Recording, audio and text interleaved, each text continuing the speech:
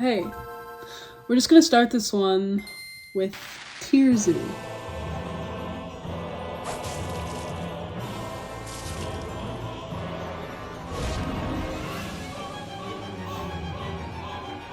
The rhinoceros has really taken an evolutionary downgrade. Which is probably something I wouldn't have known if I hadn't seen Tierzoo's Ice Age tier list.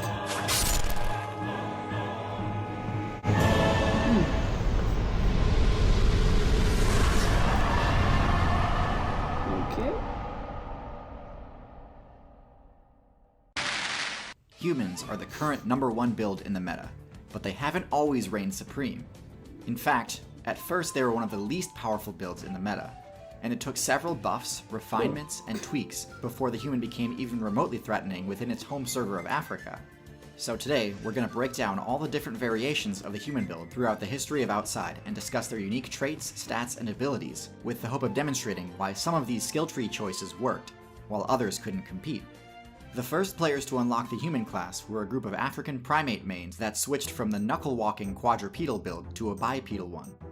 It's important to note that at this point, they hadn't sacrificed their arboreal mobility perks yet, and relied heavily on their ability to climb to escape danger. The top tiers at the time were all large terrestrial mammal builds far too strong for Australopithecus to challenge them, so their only option was to avoid them. It might seem counterintuitive to switch to a bipedal build when your playstyle is centered around the arboreal zone, but the reason this was so crucial was because it freed up their hands to be able to carry items back to their tree. This was the first step towards refining the cooperative, loot-sharing playstyle that have made humans so dominant in the current meta. Now you might be surprised to learn that the devs have nerfed humans in the past. The tree-dwelling strategy was seen as a cheap way to avoid dealing with other players, and so the devs decided to reduce the number and size of trees in the Africa server. This forced humans to ditch their arboreal strategy and spec into ground-based abilities. And for a while, humans got absolutely bodied by other players. Even with the ability to use items and create tools, the other builds in the region, like saber-tooths and giant hyenas, were far too strong for humans to deal with. They had to rely solely on the thieving skill to get by, but this disadvantage was slightly mitigated by their newfound ability to crack bone using tools, letting them scavenge for marrow after big cats had finished with a kill. Once humanity had scraped together enough evolution points by scavenging, they finally got to level up some of their stats and give themselves the ability to survive by hunting rather than scavenging. They spec'd into longer legs and less body hair, allowing them to finally unlock one of the human's most powerful signature abilities, sweating. Sweating allows the player to recharge their stamina even while moving, whereas other builds are forced to stop and use the pant ability to recharge stamina. They could justify putting all of their evolution points into mobility rather than power, because by this point they'd also leveled up their crafting enough to make spears, the staple best-in-slot two-handed weapon until the invention of gunpowder. What came next as far as weapons? I know they started with rocks and then crafted stone-tipped spears. Bow and arrow came relatively around that time, but later, I think? I'm not so sure about weapons. You guys will have to let me know. A sustainable source of meat is worth a lot more XP than fruit or scavenged marrow.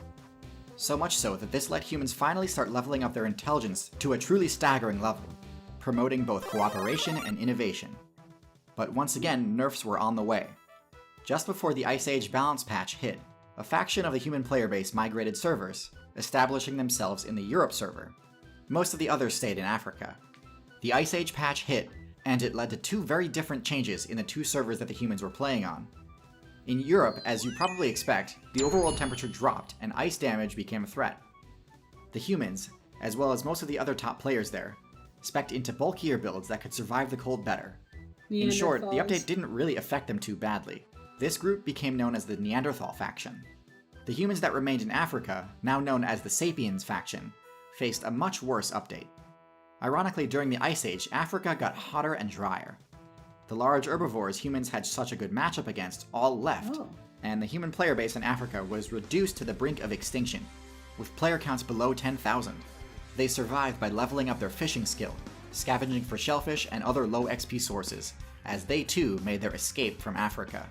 When they finally escaped Africa, they were finally back in a server that they could thrive in, but they had competition.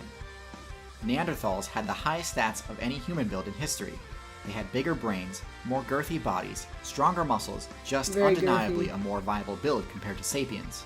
So by this point I'm guessing you're wondering, well, if Neanderthals were more powerful, why is it that eventually the Neanderthals lost the faction war to the Sapiens?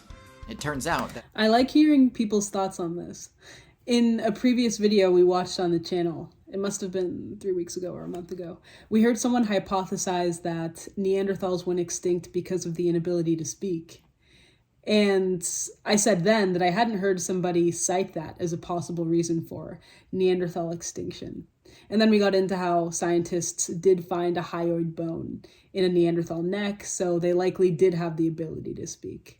But I had heard it being said that it was either due to interbreeding, climate, or just a lack of technology. Anyway, after watching that video, I started reading everything I could about it, and that led me to a video from PBS Eons on the subject. I'm going to try to find that one, and I'll link it down below for you if you're interested. And then I'll also link some articles about the hyoid bone and just other hypotheses as far as Neanderthal extinction. But leave your Neanderthal extinction thoughts. their physical superiority was actually their downfall. Neanderthals and Sapiens had a very different hunting strategy when it comes to taking down large herbivores. Neanderthals had the strength to defeat them with melee combat, and had the defense and HP to be able to take a hit or two, even from some of the Ice Age's strongest herbivore builds. They were also fast enough to be able to close the distance between themselves and their targets. This all sounds awesome, but there's one key detail in this plan that you might have noticed. Since Neanderthals were fit enough to take on these herbivores face to face, they didn't have to invent ranged weapons. Sapiens, on the other hand, would get one shot if they tried to take on behemoths like mammoths or woolly rhinos in close combat. Thankfully, even though their brains weren't as big as Neanderthals, it was still more than enough for them to be able to use the aforementioned crafting skill to create the first ranged weapon. So he's the pretty much atlatl. saying a lack of Atlatls progression are a in relatively technology simple here. yet effective item that allows the user to launch spears over twice as far. This was critical for the survival of Sapiens, as it allowed them to match the DPS of the Neanderthal, but also stay out of range of a potentially devastating counterattack. Sapiens also tended to have bigger party sizes.